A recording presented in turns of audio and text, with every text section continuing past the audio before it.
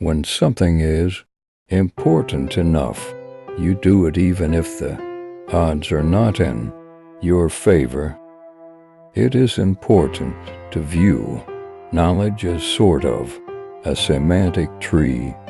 Make sure you understand the fundamental principles, i.e. the trunk and big branches, before you get into the leaves, details, or there is nothing for them to hang on to.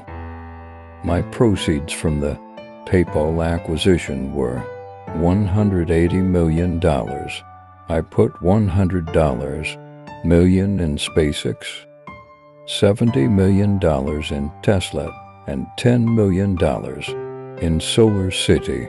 I had to borrow money for rent. You should take the approach that you're wrong. Your goal is to be less wrong. You get paid in direct proportion to the difficulty of problems you solve. I think it's very important to have a feedback loop where you're constantly thinking about what you've done and how you could be doing it better. I think it's important to reason from first principles rather than by analogy.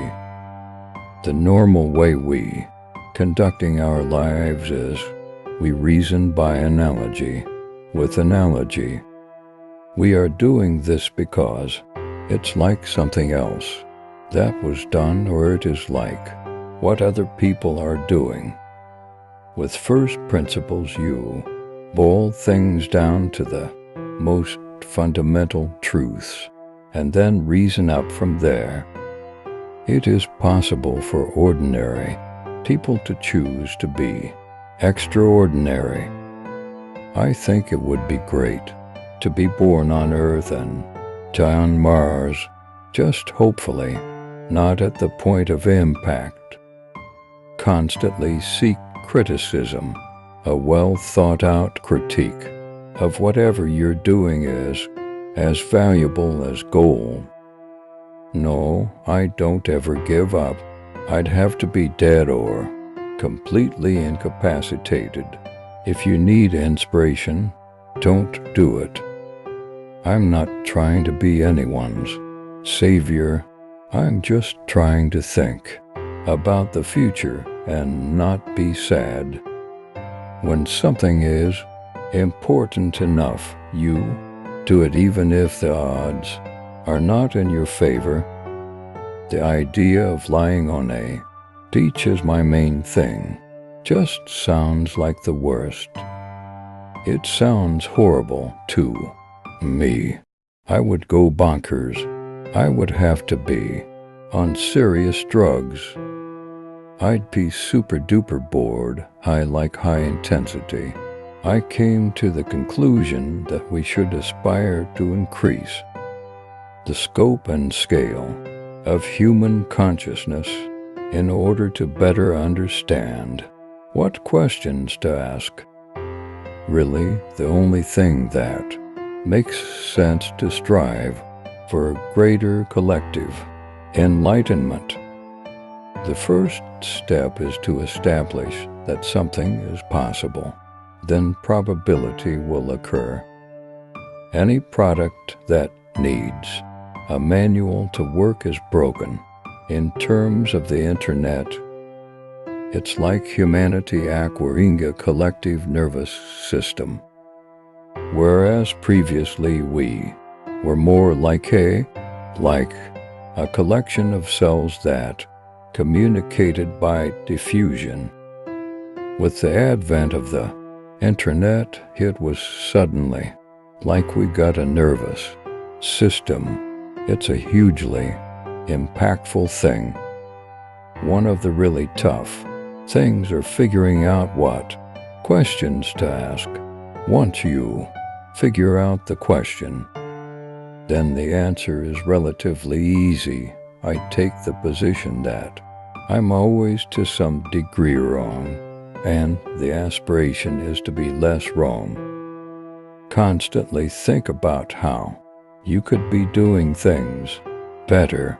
When I was a little kid, I was really scared of the dark, but then I came to understand dark just means the absence of photons in the visible wavelength for 100 to 700 nanometers. Then I thought, well, it's really silly to be afraid of a lack of photons. Then I wasn't afraid of the dark anymore after that. I could go and buy one of the islands in the Bahamas and turn it into my personal fiefdom. But I am much more interested in trying to build and create a new company. There needs to be an intersection of the set of people who wish to go and the set of people who can afford to go. And that intersection of sets has to be enough to establish a self-sustaining civilization. My rough guess is that for $500,000, there are enough people that could afford to go and would want to go. But it's not going to be a vacation jaunt. It's going to be saving up all your money and selling all your stuff.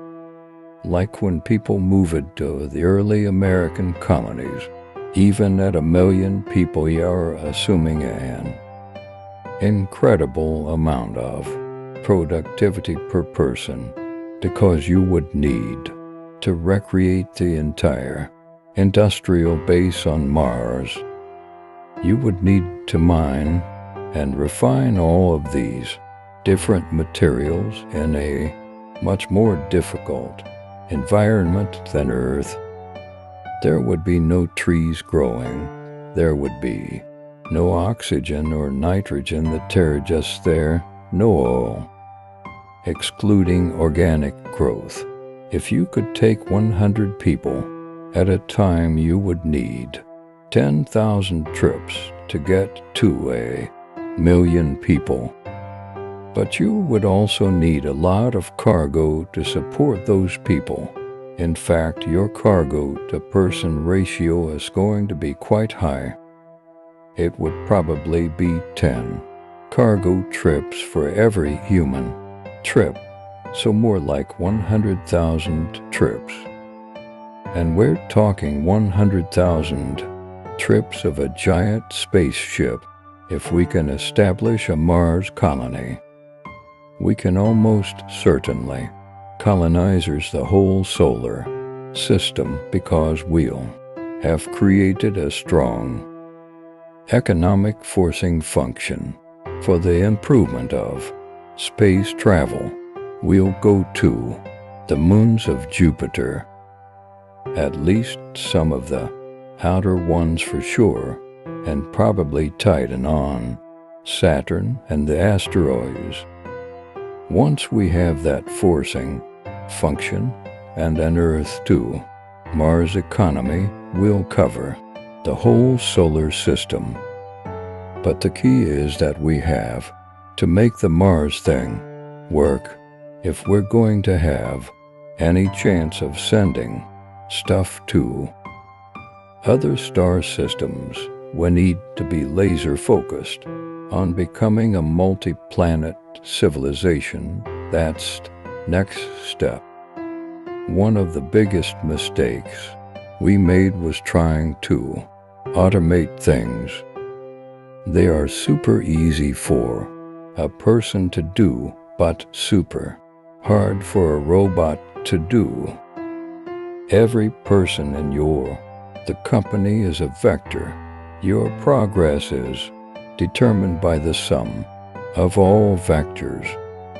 They were building a Ferrari for every launch when it was possible that a Honda Accord might do the trick.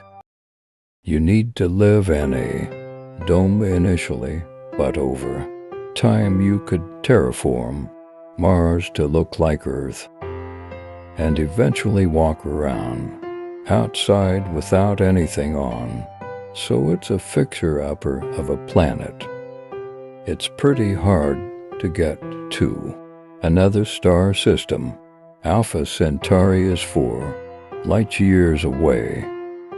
So if you go at 10% of the speed of light, it's going to take you 40 years, and that's assuming you can instantly reach that speed, which isn't going to be the case. You have to accelerate.